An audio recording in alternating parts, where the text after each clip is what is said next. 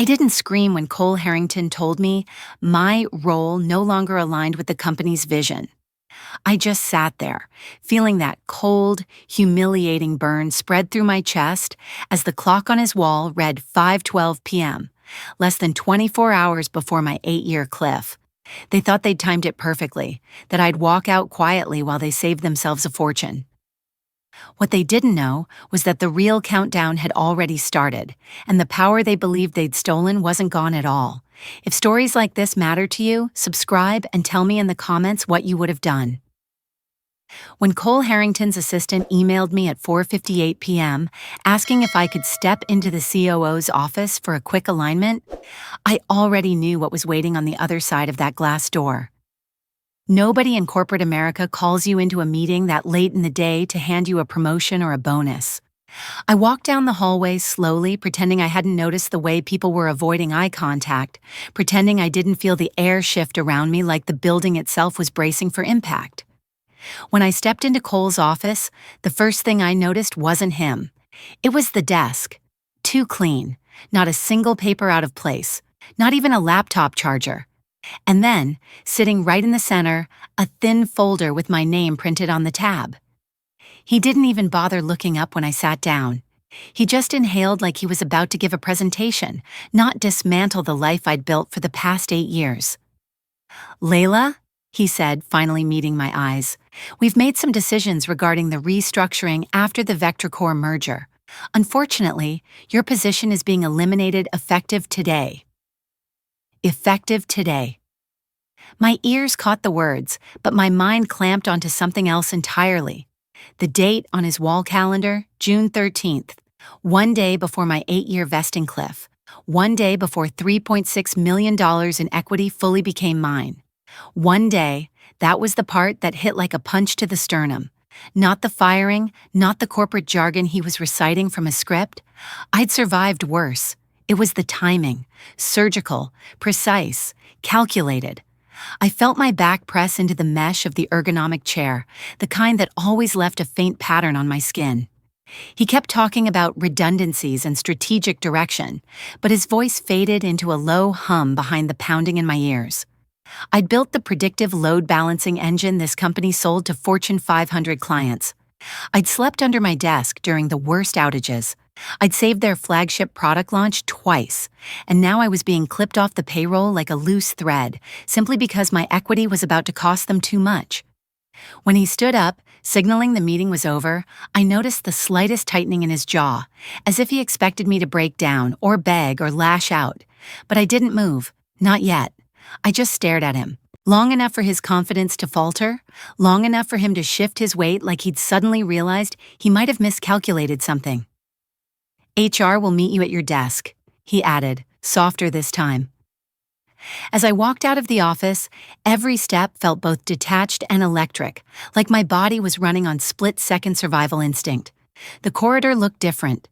The light harsher, the silence heavier, and there she was, Kara from HR, standing beside my desk with a cardboard box and that pre-packaged sympathy expression they must teach in training.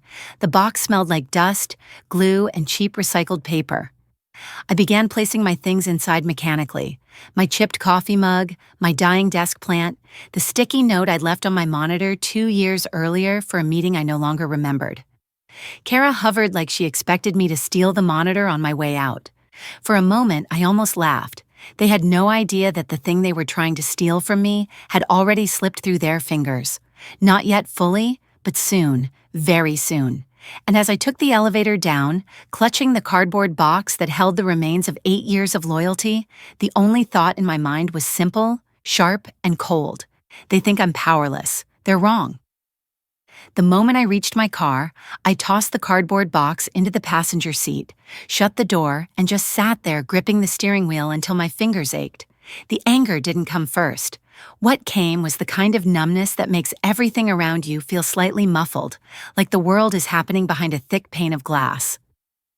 I stared at the dashboard clock blinking 5:32 p.m. and forced myself to breathe, slow and steady, until the panic settled into something clearer, sharper.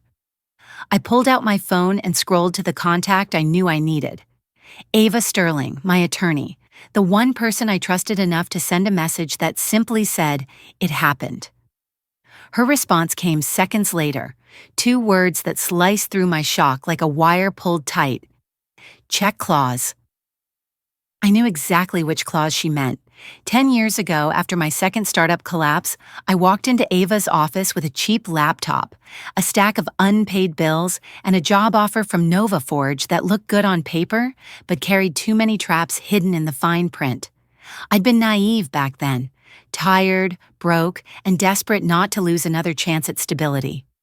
If Ava hadn't insisted on reading every sentence of that employment contract with the scrutiny of a surgeon prepping for heart surgery, I would have never noticed the line buried in Clause 11A.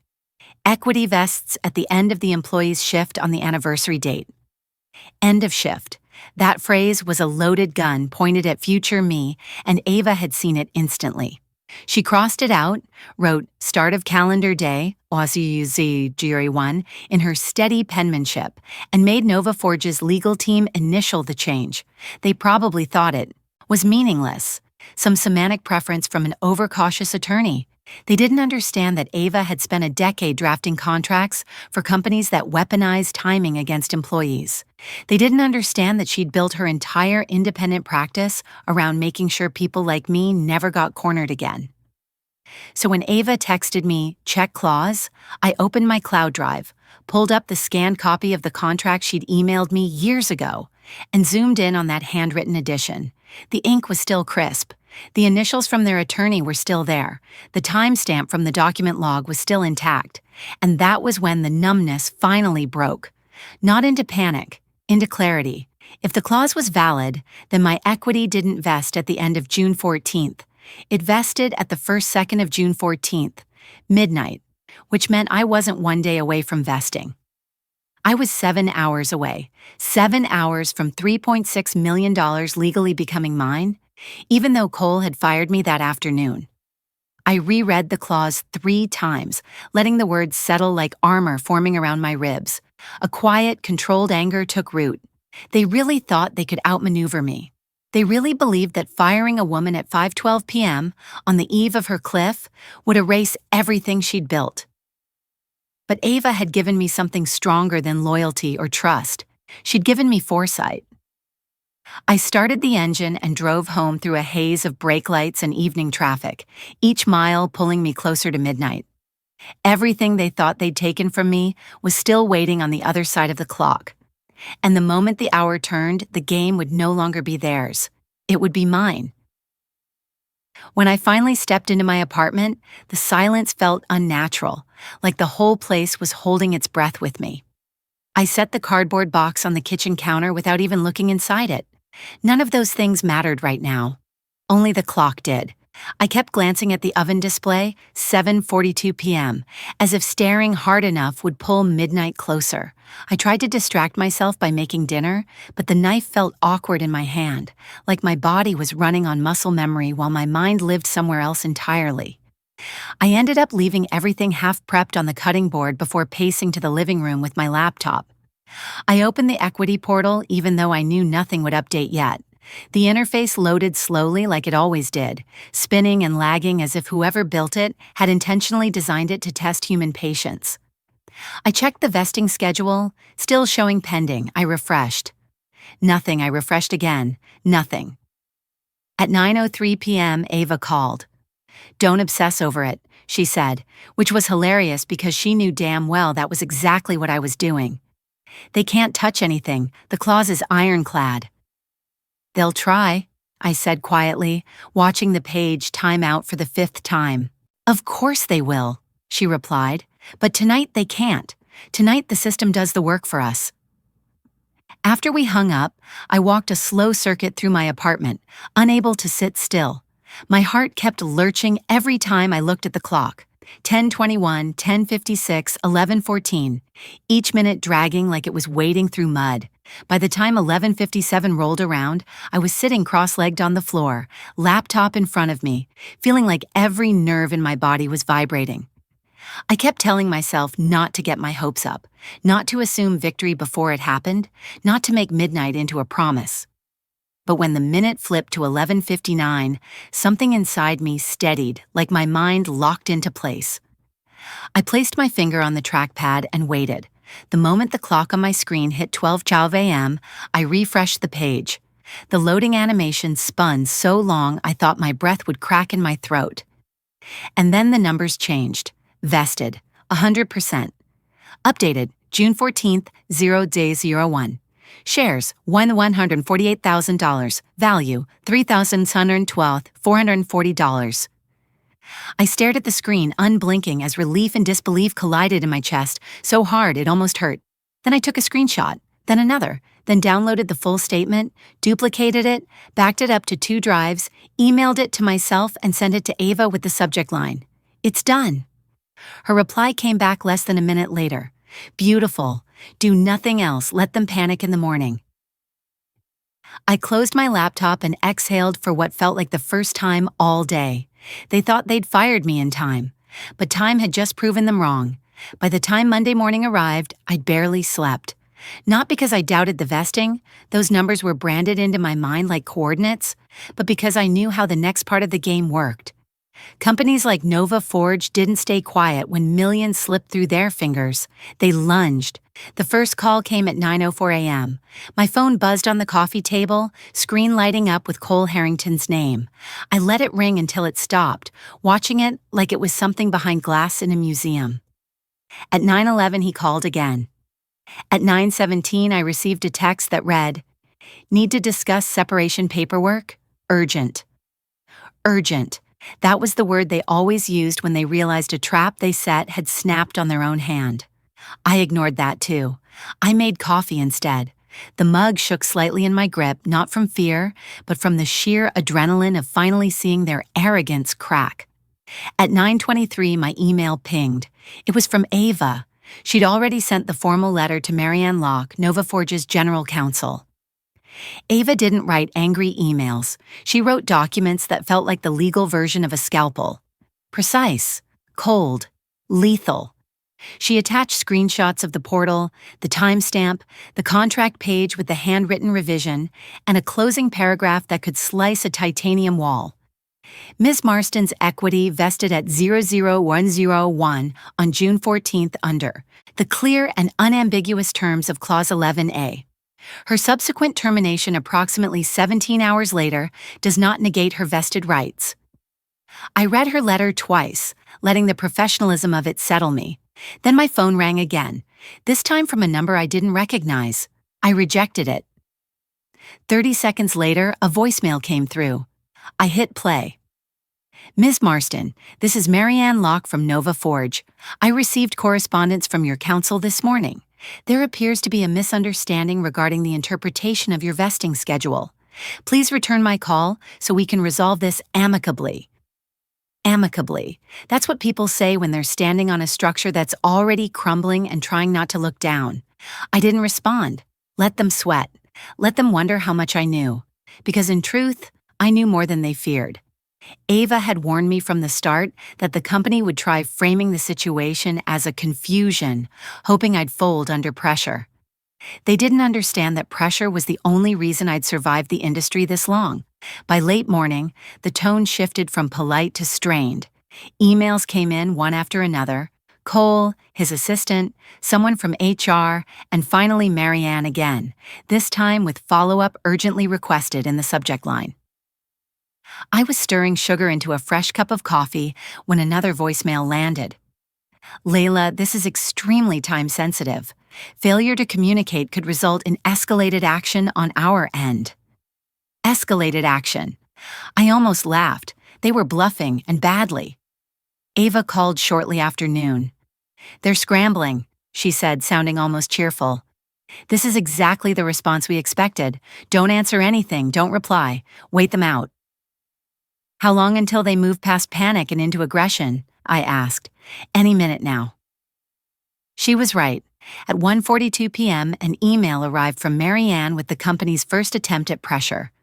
A reminder that I remained bound by corporate policies regarding equity handling. At 2:10 p.m., another. "We request confirmation of your equity status as discrepancies have arisen." Discrepancies. They still couldn't say the truth out loud. And then came the one that made my throat tighten. Not from fear, but from the sheer predictability of it. At 3:05 p.m., NovaForge sent a PDF labeled Settlement Offer. They offered me $1.1 million, less than a third of what I was owed, in exchange for signing an NDA, surrendering all claims, and agreeing not to challenge their interpretation of the contract. A countdown timer was included in the email, like this was some kind of promotional sale. Offer expires in 48 hours. Ava's response was immediate when I forwarded it to her. Ignore it. They're trying to scare you. I closed my laptop. The room felt still, like air before a storm. Monday had barely ended, and already the cracks in their confidence were widening. They thought they were tightening the noose. They didn't realize they were pulling it around their own necks. I thought I understood the shape of the fight on Monday. Panic, emails, threats, lowball offers. I'd expected all of that. What I didn't expect was the message that showed up on my phone Tuesday morning at 8:19 a.m. It was from a number I didn't recognize at first, but the moment I saw the name, a faint chill ran through me. Maya Delaney. We weren't close, but we'd shared enough late nights during the Vector Core integration, debugging failures, fixing crashes, eating cold takeout side by side, that I knew she wasn't someone who reached out without a reason. Her text was short, almost too short for the weight it carried. Did they fire you before your cliff? Same thing happened to Leo last year. For a second, I just stared at the screen, my pulse slowing into something heavy. Leo. I remembered him, soft-spoken, brilliant, always the last one to leave the office. He'd been abruptly let go 8 days before his vesting, and everyone whispered that it must have been performance-related, even though his performance had always been spotless. My stomach turned in a slow, nauseating roll. I called Maya immediately. Her voice came through low, like she was talking from a closet. I shouldn't say anything, she began, but I can't stop thinking about what they did to you, and what they did to Leo, and Brianna before him. Brianna, I repeated, feeling something cold click into place behind my ribs. And Marcus, she added, and Tessa, all fired right before their vesting dates. All told, it was restructuring. Every single one walked away with less than they were owed. I felt the room tilt slightly, the air thickening. Why didn't anyone say anything? Because they were scared, she whispered. Because they were offered enough to stay quiet. Because the company made them feel like fighting wasn't worth the risk. I closed my eyes, letting the names swirl around me like ghosts. Leo, Brianna, Marcus, Tessa. They weren't coincidences, they were casualties, and I was about to be the fifth. After the call, I sat on my couch with my phone on my lap, staring at the blank television screen like it might suddenly reveal the truth. I thought about Leo's last day, how he'd packed his things in stunned silence while HR hovered. I remembered how Brianna disappeared so suddenly that people assumed she'd left voluntarily. And Marcus. He joked for months that he was counting minutes until his cliff, only to vanish right before it hit. Those memories felt different now, sharper, more sinister. NovaForge hadn't simply cut costs, they'd been hunting their own. I called Ava. She didn't sound surprised when I told her. She just sighed, a deep, knowing exhale that told me she'd seen this pattern in too many other companies. This changes everything, she said. This isn't just a contract dispute anymore. This is a deliberate strategy to deprive employees of earned compensation. Can we prove it? I asked. We can try, she said. Start with getting me names and dates, anything you remember. And Leila, this could turn into something bigger than you. Bigger than me. I wasn't sure how to feel about that. I hadn't asked to become anyone's symbol. I'd only wanted to keep what I'd earned. But when I thought of Leo, his quiet smile, his endless patience, when I imagined Brianna signing some paper she didn't fully understand because nobody had stood up with her, something inside me hardened. If they had fired me the way they'd fired the others, then maybe I would have signed too. Maybe I would have walked away believing I had no choice. But I wasn't alone this time. I had Ava. I had the clause. I had evidence they didn't know I had. And now I had names. I opened a new note on my phone and began typing them out, one after another, like I was writing the first page of a ledger. This wasn't just my fight anymore, it was theirs too. And for the first time since Friday afternoon, I felt something stronger than fear settle in my chest, a sense of purpose. NovaForge thought they'd cut me cleanly out of their books. They didn't realize I was about to turn the lights on and reveal the pattern they'd been hiding in the dark. Ava moved faster than I thought humanly possible. By Wednesday afternoon, she'd already filed a demand for arbitration that laid out every detail: the timing of my firing, the contract language, the midnight vesting, and the pattern of employees pushed out right before their cliffs. I expected NovaForge to stonewall, to hide behind lawyers and corporate jargon, to drag their feet until we lost momentum. What I did not expect was how quickly their facade began to peel away once actual discovery was triggered. It started with a single document, a Slack export. Ava's team pulled after NovaForge tried arguing that my termination had been unrelated to vesting. The file contained thousands of messages, most of them harmless: project updates, troubleshooting threads, lunch plans. But then, buried deep in a private leadership channel, there was one message that made my blood thrum in my ears. It was from Cole. Reminder: Marston Cliff 614, full payout unnecessary based on org restructuring plan. Coordinate timing accordingly. Coordinate timing accordingly. I must have read those words 20 times before calling Ava. She didn't even sound surprised. "We knew they were sloppy," she said. "I didn't expect them to be this sloppy." But that wasn't the worst of it. The worst came in the form of an audio memo, something I never would have believed existed if I hadn't heard it with my own ears. A junior HR analyst, nervous and shaky, had recorded it during a leadership sync. In the background, papers.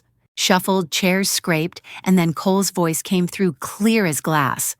"We can't keep carrying senior engineers past vesting. It's too expensive. And frankly, most of them don't show the adaptability we need long-term." A woman, Marianne, I think, asked, "Is this related to the gender balance issue we discussed?" Cole hesitated. "Well, patterns happen. As long as the documentation is tight, there shouldn't be exposure." Patterns happen. My hands clenched so hard my nails dug into my palms.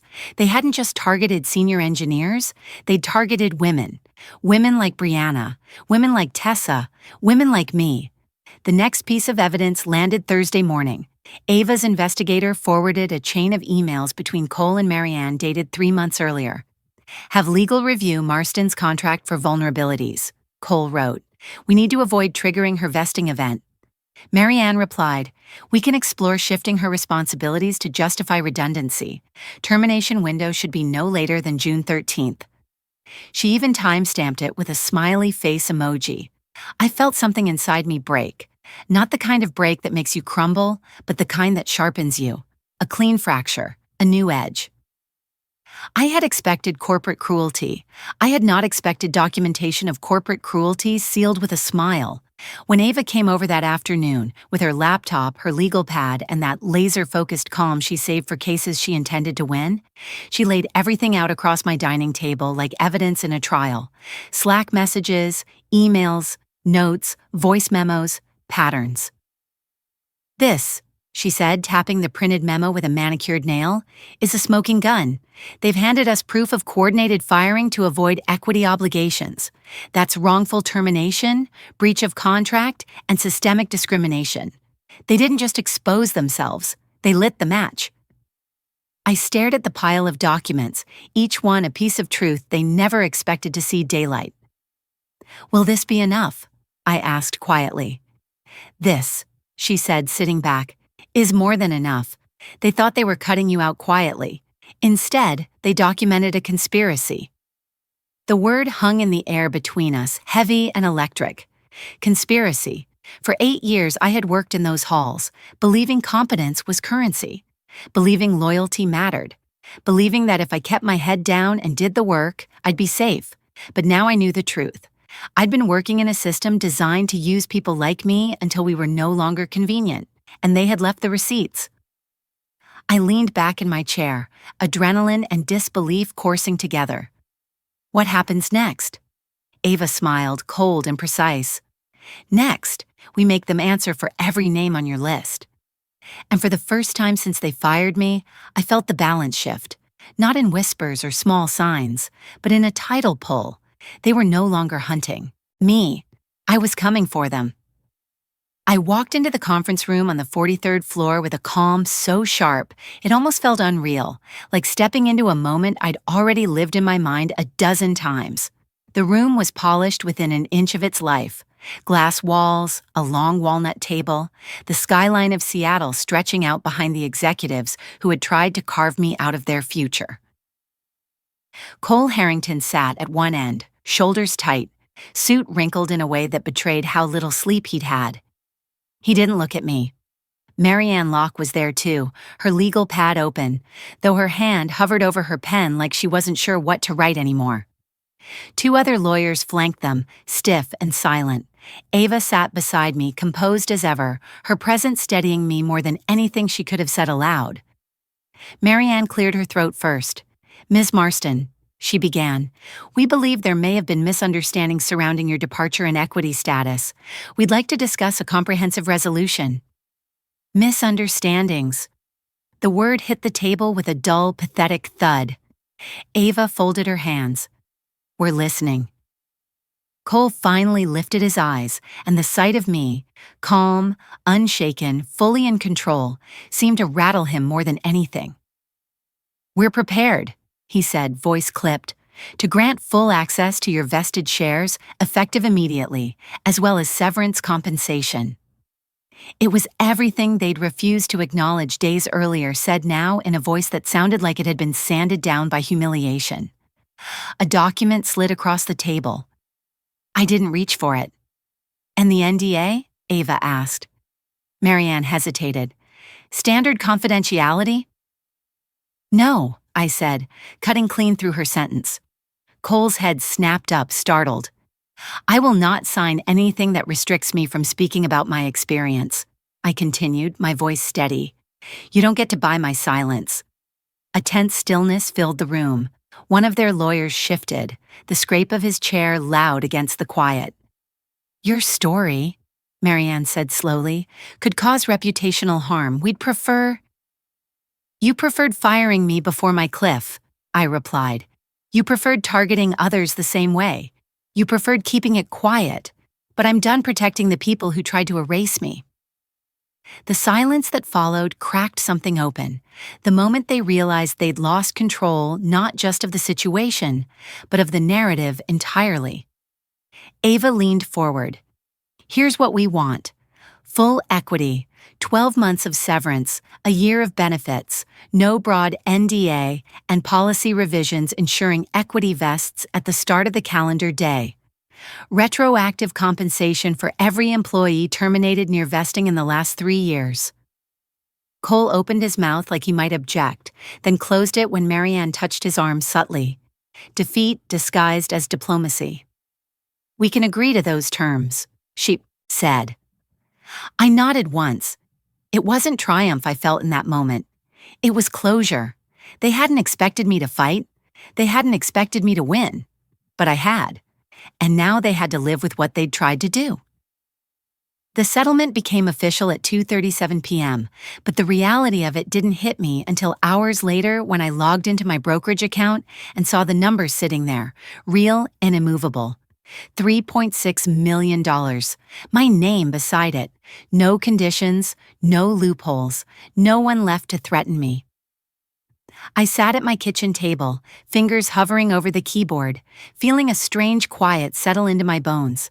Not excitement, not relief, something deeper. Something like reclamation. NovaForge unraveled quickly after that. Word spread inside the company faster than any memo they'd ever circulated. Cole resigned 6 weeks later, tucked inside a bland internal announcement about pursuing new opportunities. Everyone knew what it really meant. Marianne transitioned out shortly after, her early retirement masking the board's frantic attempt to stop the bleeding. Engineers I hadn't heard from in years emailed me, some thanking me, some asking how they could fight their own battles now that cracks had appeared in the company's armor. And then came the calls from the people who mattered most: Leo, Brianna, Marcus, Tessa. One by one, they told me what they'd endured: the pressure, the shame, the confusion they'd been made to feel. Ava helped each of them understand that the NDAs they'd signed did not, and never could, protect illegal conduct. They had leverage now. They had options. They had proof. A few months later, I left my old apartment for a small townhouse with sunlight pouring through every window. Nothing extravagant, just a space that didn't smell like working late nights and burnout. I bought a car that didn't rattle on hills. I replaced the couch I'd kept for too many years because I couldn't justify the expense. But I didn't run from my old life entirely. I kept the printed copy of my contract, the one with Ava's handwritten clause, as a reminder of how close I'd come to losing everything I'd earned. And I kept the cardboard box from the night they fired me, tucked in a closet, because it reminded me of the exact moment the people in power revealed who they truly were. Now, I work with Ava part-time, reviewing employment contracts for engineers who don't have the luxury of learning the hard way. We fix clauses, we flag traps, we make sure nobody gets cornered in the dark. Sometimes I think about how easily things could have turned out differently if I'd trusted the wrong people or stayed quiet out of fear. But then I think about what I gained, not just the equity, but the clarity, the courage, the refusal to let someone else decide my worth again. They fired me before my cliff because they thought I wouldn't fight. They were wrong. I didn't realize how much strength I'd been carrying, quietly until everything collapsed at once. When NovaForge tried to cut me loose the day before my vesting cliff, I thought I was walking into a loss I couldn't afford. But looking back now, I can see the truth clearly. What saved me wasn't luck. It was the small, unglamorous work I'd done years earlier, the long habit of documenting everything, keeping copies, asking questions, and refusing to sign anything I didn't fully understand. That preparation didn't feel powerful at the time. It felt paranoid, but in the moment I needed it most, it held the whole line. I also learned how often companies assume silence from people like me, quiet workers, steady workers, the ones who don't complain, don't threaten, don't make scenes. They mistake calm for weakness. They mistake professionalism for surrender. They never imagine that someone who keeps receipts might also keep their resolve. There was a cost, of course: the stress, the nights waiting for the clock to turn, the fear that maybe I'd missed something, misread something, miscalculated something. But underneath all of that, there was a steady pulse inside me saying, "You wrote this down. You saved this. You prepared for this moment long before they decided to come after you." If there's anything I'd tell a friend, it's this: your quiet habits matter. Your small acts of self-protection matter. And the strength you don't flaunt is often the strength that saves you. Actionable takeaways. Keep copies of every contract, clause, and performance review. Question every line that feels vague. Vagueness is where danger hides. Never apologize for protecting your own future. Calm is a power most people underestimate. How to get started today. Locate your employment contract and read it front to back. Highlight anything tied to timing, bonuses, equity, or termination. Save digital and physical copies in separate places. Keep a personal log of achievements and major contributions. When something feels off, document it immediately. What part of this story hit closest to home for you, and why?